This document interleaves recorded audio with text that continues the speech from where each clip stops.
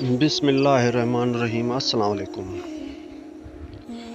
हुजूर अकरम सल्लल्लाहु अलैहि वसल्लम फजर की नमाज के बाद असहाबा कराम से दरियाफ़त फरमा लिया करते थे कि तुम में से किसी ने कोई ख्वाब देखा है। अगर किसी ने देखा होता तो आप सल्लल्लाहु अलैहि वसल्लम उसकी ताबीर फरमा दिया करते थे। चुनाचे एक मर्तबा जब आप सल्लल्लाहु अलैहि वसल्लम ने सहाबा रज़ियल्लाहु तआला अन्हु से दरियाफ़त फरमाया और किसी ने भी ख्वाब का तज़किरा ना किया, तो हुजूर अक़दस सल्लल्लाहु अलैहि वसल्लम ने इरशाद फरमाया कि आज मैंने एक ख्वाब देखा है कि दो आदमी मेरे पास आए हैं,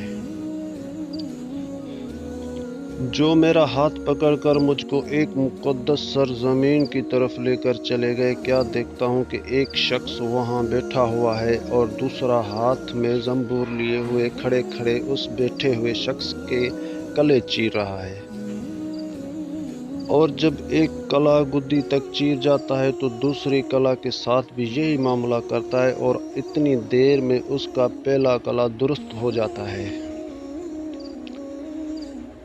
मगर वो शख्स फिर उसके साथ यही अमल दोहराता है। ये देखकर मैंने दरियाफ़त किया कि आखिर ये क्या बात है, तो वो दोनों कहने लगे, आगे चलिए। हम आगे चले तो एक शख्स के पास से गुज़र हुआ जो लेटा हुआ है, और दूसरा शख्स उससे अपने हाथ से एक भारी पत्थर लिए उस लेटे हुए के सर को निहायत ही बेदर्दी से कुचल रहा है। चुनाचे जब वो शख्स उसके सर पर ज़ोर से पत्थर मारता है तो पत्थर लड़क कर दूसरी जानब चला जाता है, और वो शख्स अभी उस पत्थर को लाने भी नहीं पाता कि उसका सर फिर दुरुस्त हो जाता है, और फिर वो उसी तरह उसका सर फोड़ता रहता है। ये माजरा देखकर मैंने दरियाफ़त किया कि ये क्या किस्सा है, तो वो आदमी कहने लगे, आगे चलिए। जब आगे चलकर हम ऐसी गार पर पहुँचे जो तंदूर की तरह अंदर से कुशादा थी और ऊपर से तंग, जिसमें आग धक रही थी, और बहुत से मर्द व औरत उसमें पड़े थे। जब आग के शोले बुलंद होते थे तो वो सब ऊपर उठते और निकलने के करीब हो जाते, और जब आग नीचे बैठती तो उसके साथ नीचे चले जाते।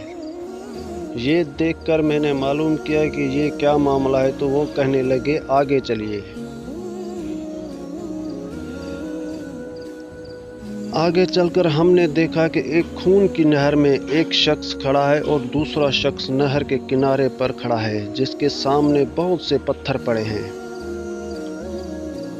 जिस वक्त वो अंदर वाला शख्स नहर के किनारे की तरफ आता और निकलना चाहता तो किनारे वाला शख्स ज़ोर से उसके मुंह पर पत्थर मारता कि वो फिर उसी जगह वापस पहुंच जाता, और फिर जब वो दोबारा बाहर निकलने की कोशिश करता तो फिर उसको उसी जगह दोबारा पहुंचा देता।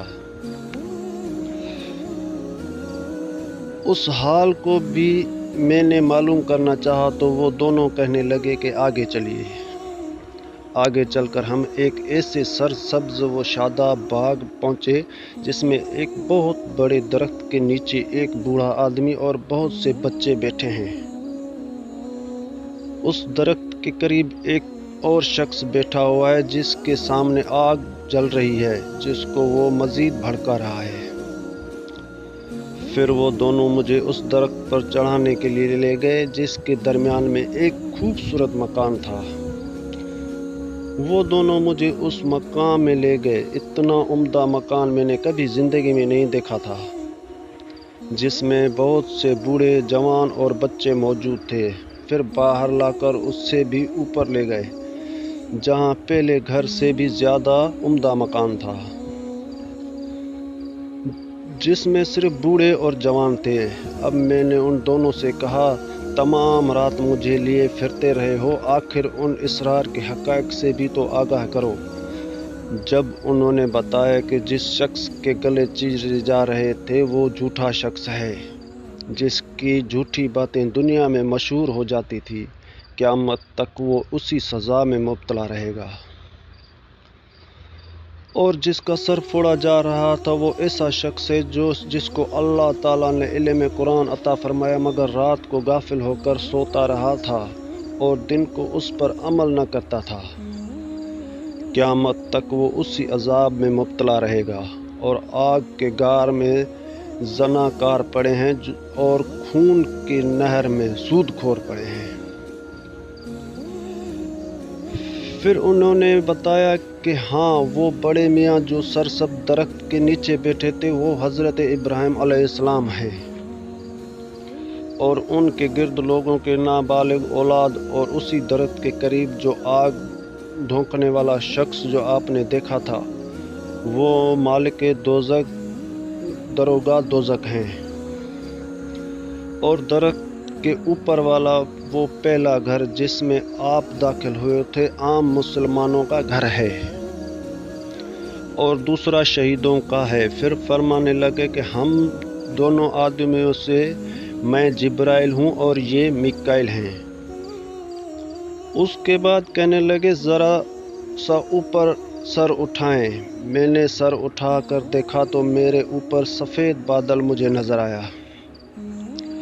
وہ کہنے لگا یہ آپ کا گھر ہے، اور اس پر میں نے کہا تو مجھے چھوڑو میں اپنے گھر میں داخل ہو جاؤں۔ اس پر انہوں نے کہا نہیں، ابھی آپ کی عمر پوری نہیں ہوئی، اگر آپ کی عمر پوری ہو چکی ہوتی تو آپ ابھی چلے جاتے۔ جزاک اللہ۔